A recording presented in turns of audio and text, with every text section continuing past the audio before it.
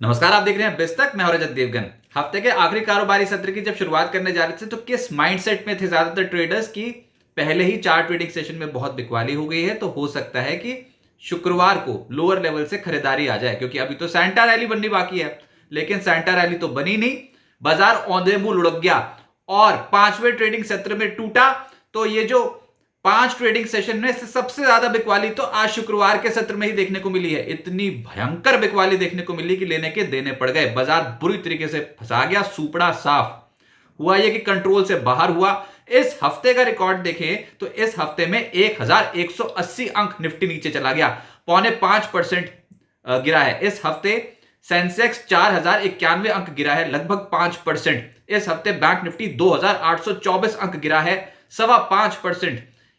अगर पूरे हफ्ते को एनालाइज किया जाए तो जून 2022 के बाद निफ्टी और सेंसेक्स में सबसे बड़ी गिरावट देखने को मिली है।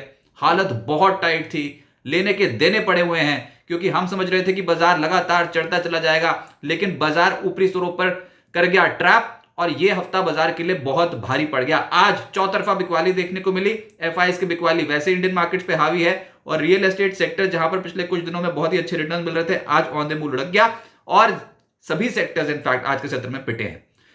ओपन हुए आज 23,960 के लेवल पे, उसके बाद थोड़ा हिचकोले खाने के बाद एकदम से उछले थे। यही था ट्रैप। आज के दिन का हाई है 24,065। बस ये लेवल आया ऊपरी स्तरों पर, जो बेचा आज के सत्र में किसी ने, और आज के दिन का जो लो लगाया है वो 23,537 का लगाया है। टूटते ही चले जा रहे थे। आज पूरा दिन संभलने का नाम नहीं ले रहा था निफ्टी, और ये डैमेज ज्यादातर 1 बजे के आसपास, 12:30 1 बजे के आसपास ये डैमेज और ज्यादा होता हुआ नजर आया मार्केट पे। निफ्टी की जो क्लोजिंग आई है 23,587 के लेवल की आई है, 364 अंक उड़ गया आज के सत्र में निफ्टी।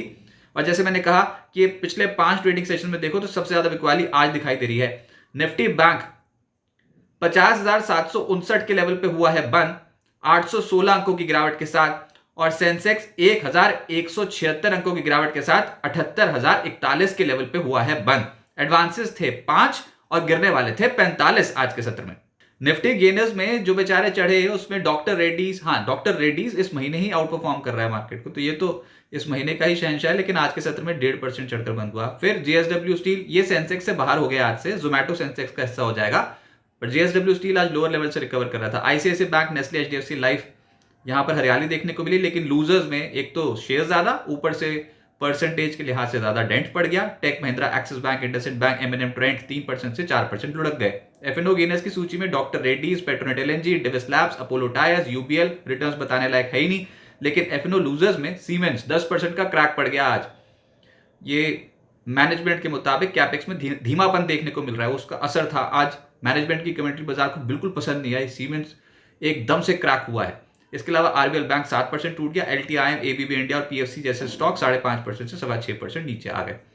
मिड कैप गेनर्स में जीआईसी, आरई, एनआईएसीएल, ये जो इंश्योरेंस कंपनी है, सरकारी इंश्योरेंस कंपनी है, ये बहुत एक्टिव हुई हैं। कल है जीएसटी काउंसिल की बैठक, उससे पहले एकदम से सरकारी इंश्योरेंस कंपनियां आज ताबड़तोड़ भागी हैं मार्केट में। फिर एजिस केमिकल बहुत गजब की चाल दिखा रहा था आज के सत्र में, 10% चढ़ा है। फिर network 18, MTAR tech, car trade, techno electric 5% से 6% के करीब चढ़ते हुए नजर आए। मिड कैप लूजर्स में सीमेंस तो नजर आएगा ही आपको, आज ये बाजार का एक्सीडेंट था। फिर टॉरेंट पार 9.5% नीचे, Pfizer, ion exchange, Indo count, Balrampur चीनी, मैसडॉक 6% से 7% टूट गए। सेक्टर्स, रियल एस्टेट सबसे ज्यादा पिटाई हुई है सेक्टर में आज। लोधा 5% नीचे, Prestige, Sobha, Brigade, Godrej properties, Phoenix limited, DLF 3.5% से 5% नीचे। आईटी स्टॉक्स में आज खबर ये थी कि एक्सेंचर के एक तो नतीजे बहुत बढ़िया आ गए और ऊपर से उन्होंने रेवेन्यू गाइडेंस जो है उसको भी बढ़ा दिया, तो ऐसा लगा कि आईटी की आज बल्ले बल्ले हो जाएगी, लेकिन ऊपरी स्तरों पर चपत लग गई। एलटीआईएम, एलटीटीएस सबसे ज्यादा टूटे हैं, 5% से 6.5%।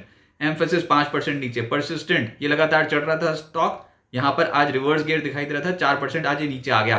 फिर tech Mahindra, Coforge, TCS, Wipro, कहीं छुपने की जगह नहीं थी। ऑटोज की बैंड बजी पड़ी थी। Exide, M&M, TVS motor, Bosch, Tata motors, Bajaj auto 2% से 4.5% नीचे। Financials, PSU bank, private banks, जिसका नाम लो वो आज लाल निशान की क्लोजिंग दिखा रहा है। फाइनेंशियल्स में पीएफसी 6% नीचे, MCX, axis bank, REC limited, Muthoot finance, HDFC, AMC, Shriram finance, जहां नजर डालो लालम लाल मामला है। PSU बैंक में bank of Baroda, union bank, bank of India, Canara bank, PNB, Indian bank और SBI सवा 2% से 3.5% टूट गए। प्राइवेट बैंक में RBL बैंक सबसे ज्यादा पिटा है, 7% ज्यादा। फिर IDFC first bank, axis bank, IndusInd bank, federal bank, बंधन बैंक सब टूट गए। सरकारी खेमे में डिसअपॉइंटमेंट नजर आ रही थी। अक्रॉस द बोर्ड बिकवाली आई। ऑयल इंडिया 4% नीचे, NLC इंडिया 4% नीचे, Kochi shipyard, NHPC, NBCC, BEL, Satluj Jal Vidyut निगम, कोल इंडिया सवा 2% से 3.25% नीचे।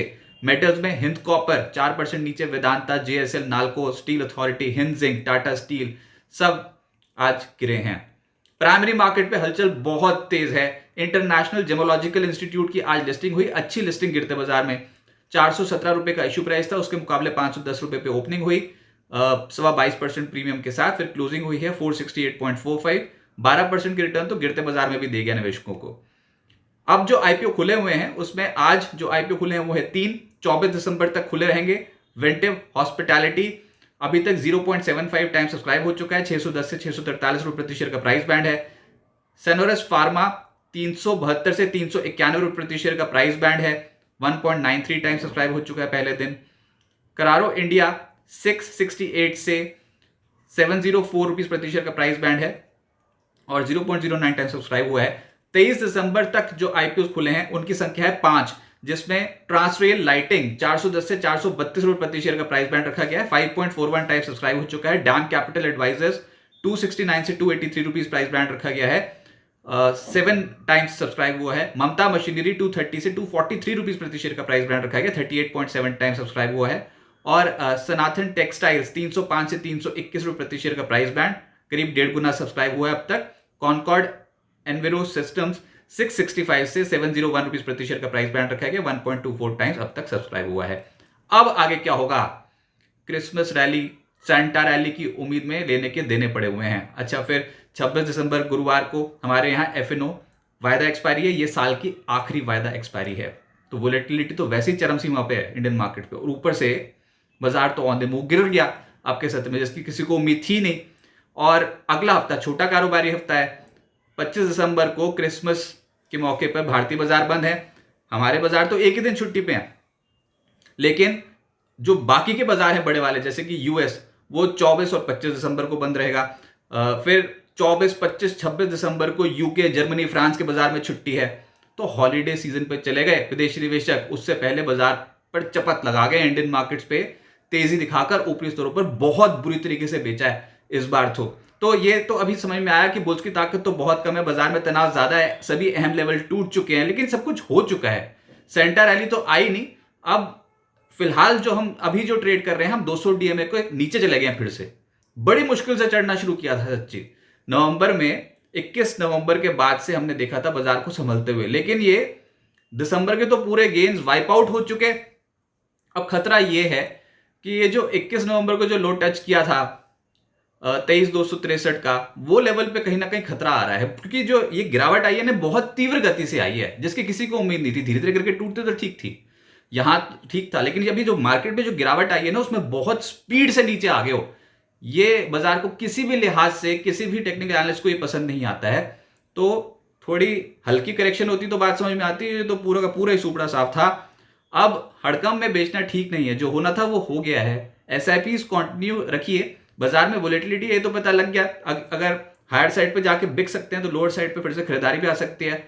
और बजट बाजार के लिए एक बड़ा इवेंट होगा, लेकिन बाजार का कॉन्फिडेंस शेकआउट हो गया इस पर्टिकुलर गिरावट के बाद। तो ये कह नहीं सकते कि नवंबर के लोज को हम वॉयलेट नहीं करेंगे, हो सकता है कि वो लोज वॉयलेट हो जाएं, लेकिन आपका हमारा काम क्या है कि ऐसे बाजार में, गिरते बाजार में एक मुश्त राशि तो बिल्कुल मत लगाएं। सिस्टमैटिकली अगर अपनी पोजीशंस को बिल्डअप करना है तो ठीक, म्यूचुअल फंड्स में SIP कंटिन्यू करना है तो ठीक। अगर एवरेजिंग का कंसेप्ट रखोगे तो ये फेस पार हो जाएगा। और एवरेजिंग भी कहां पर, ये नहीं कि गिरते वाले स्टॉक्स में धर धर करके शुरू कर दिया SIP, जो इंपॉर्टेंट सपोर्ट जोन ही तोड़ रहे हैं, वो नहीं। अच्छी फंडामेंटल वाली कंपनियां जिनका ट्रेंड इंटैक्ट था, वो अगर नीचे आपको अच्छे दाम पे मिल रहे हैं तो उनमें सिस्टमैटिकली इन्वेस्ट कर सकते हैं। नहीं समझ में आ रहे तो म्यूचुअल फंड्स में धीरे धीरे करके सिस्टमैटिकली इन्वेस्ट कर सकते हैं। बुल्स की ताकत कम है, एक साथ बिल्कुल भी इन्वेस्टमेंट मत कीजिए। जो हम बहुत क्लोजली अब ट्रैक कर रहे हैं लेवल्स इस हड़कंप के बाद, वो अभी क्लोजिंग हुई है 23,587, तो 23,400, 23,330 और आखिर में जाके 23,260, जो कि बहुत इंपॉर्टेंट लेवल है। उसको सपोर्ट के तरीके से हो सकता है बाजार बचाने की कोशिश करे। लेकिन ऐसा लग नहीं रहा कि उसको संभाल पाएंगे। अगर संभाल गए तो बहुत अच्छा, फिर तो न्यू ईयर बहुत अच्छा मन जाएगा। लेकिन फिलहाल हड़कंप मचा हुआ है, तो हायर साइड पे 23,850 और 23,850 का एक रेजिस्टेंस भी आएगा। बुल्स की ताकत कम है तो किसी भी उछाल में बिकवाली होने की संभावना ज्यादा, लेकिन उम्मीद नहीं हारनी चाहिए मार्केट में। अगर गिरावट आई है तो फिर खरीदारी भी होगी जरूर। हाँ, हो सकता है कि रिकवरी में थोड़ा विलंब हो जाए, देरी हो जाए, लेकिन लोअर लेवल्स पे खरीदना सिस्टमैटिक तरीके से, यही एक अच्छी रणनीति इस समय मार्केट में समझी जाएगी।